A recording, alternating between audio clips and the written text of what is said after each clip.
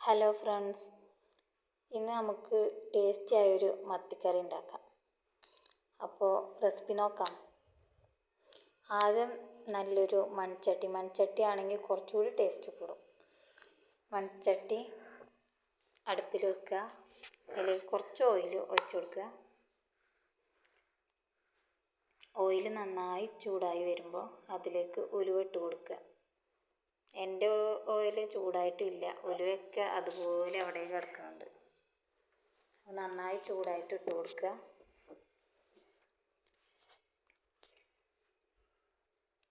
അതിന് ശേഷം കുറച്ച് ചെറിയുള്ളി അരിഞ്ഞത് ഇട്ട് കൊടുക്കുക.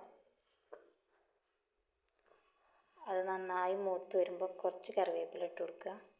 നന്നായി മിക്സ് ചെയ്യുക.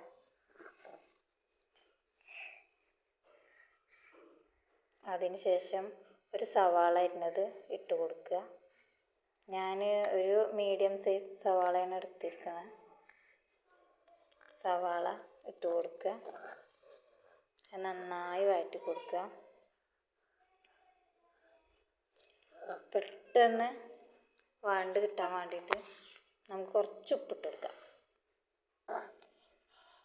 നന്നായി മിക്സ് ആക്കുക. അതിന് ശേഷം ഞാൻ തക്കാളി ഇട്ടു. അത് എനിക്ക് വീഡിയോ എടുക്കാൻ പറ്റിയില്ല. അതിന് ശേഷം ഇഞ്ചി വെളുത്തുള്ളി പേസ്റ്റ് ഇട്ടു. നന്നായി വഴണ്ടി വരുമ്പോൾ നമുക്ക് പൊടികൾ ഇട്ട് കൊടുക്കാം. മുളക് പൊടി, മല്ലിപ്പൊടി, മഞ്ഞൾപ്പൊടി, 1 സ്പൂൺ മുളക് പൊടി, 2 സ്പൂൺ മല്ലിപ്പൊടി, 1 സ്പൂണിൻ്റെ പകുതി മഞ്ഞൾപ്പൊടി ഇട്ടിട്ട് നന്നായി മിക്സാക്കി കൊടുക്കുക. അത് നന്നായി മിക്സ് ആയതിന് ശേഷം കുറച്ച് വെള്ളം ഒഴിച്ച് കൊടുക്കുക.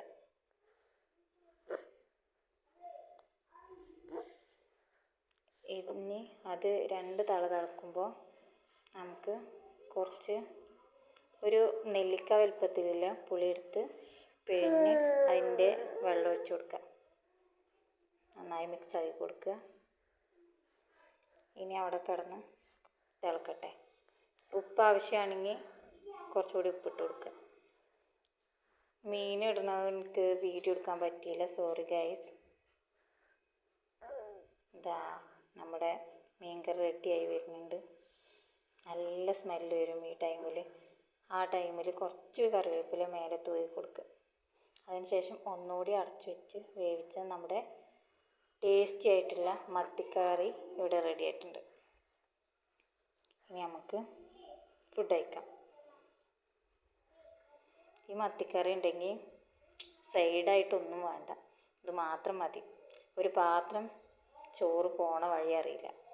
അങ്ങനെ മത്തിക്കറി, മത്തി ഫ്രൈ ചെയ്തത്, 2 കാന്താരി. അപ്പോൾ എല്ലാവരും മീൻ കറി ട്രൈ ചെയ്ത് നോക്കാം. സപ്പോർട്ട് ചെയ്യണം, സബ്സ്ക്രൈബ് ചെയ്യണം, ഷെയർ ചെയ്യണം. പരമാവധി എല്ലാവരും ഷെയർ ചെയ്യുക. ഇനിയും സപ്പോർട്ട് ചെയ്യുക. നമ്മുടെ ചാനൽ 1K സബ്സ്ക്രൈബേഴ്സ് ആയിട്ടുണ്ട്. എല്ലാവർക്കും താങ്ക് യു. Okay guys.